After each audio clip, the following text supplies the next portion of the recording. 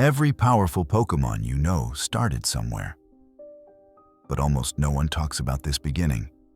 Hidden among leaves, barely noticed, constantly hunted, Caterpie lives a life where survival is never guaranteed.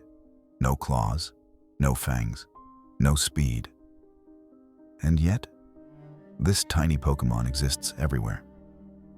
Which begs the question, how does something so fragile avoid extinction? At first glance, Caterpie looks harmless, almost forgettable. A small, soft-bodied insect Pokémon crawling slowly through forests and grassy areas.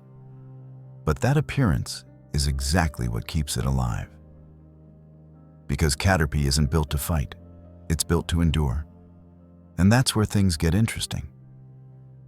Caterpie's entire strategy is patience. It feeds constantly, consuming leaves rich in nutrients to fuel one single objective: growth. Not dominance, not territory, transformation. Every hour it survives brings it closer to becoming something else. But surviving even one day is harder than it sounds. Bird Pokémon see Caterpie as easy prey. Bug types compete for the same food. Even the environment itself works against it. Rain can drown it. Wind can knock it from leaves. A single mistake means the end.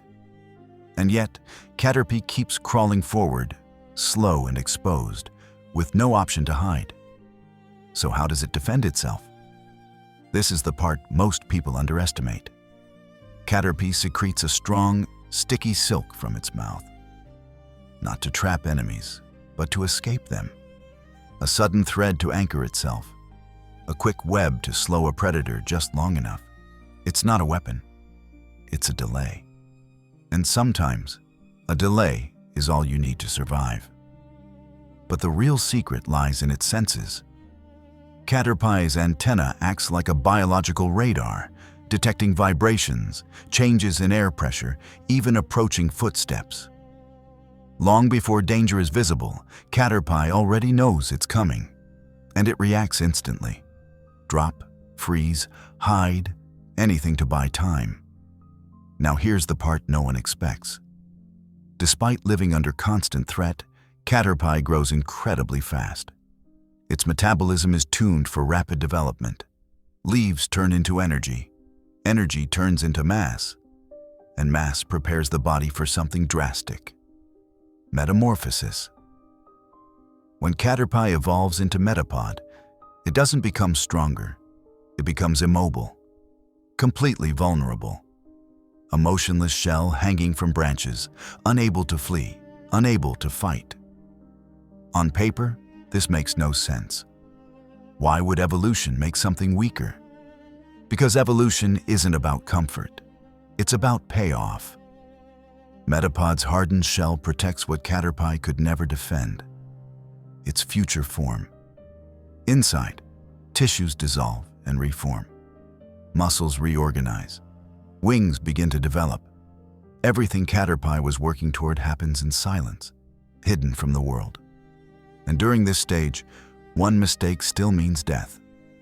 Predators know what Metapod is. They know what's inside: a high-risk, high-reward meal. And many never survive this stage. Entire generations end here, never reaching their final form. This is the low point. Most Caterpie never make it past this moment. But for the few that do, Butterfree emerges. And suddenly, everything changes. What once crawled now flies. What once hid now navigates the skies. Butterfree gains vision sharp enough to see flowers kilometers away, wings powerful enough to escape danger, and spores that can disable threats without direct combat. It's not just survival anymore. It's freedom. Looking back, Caterpie wasn't weak. It was unfinished. Every slow movement, every narrow escape, every day spent eating leaves was part of a design that rewards persistence over power. And honestly, that's what makes Caterpie special.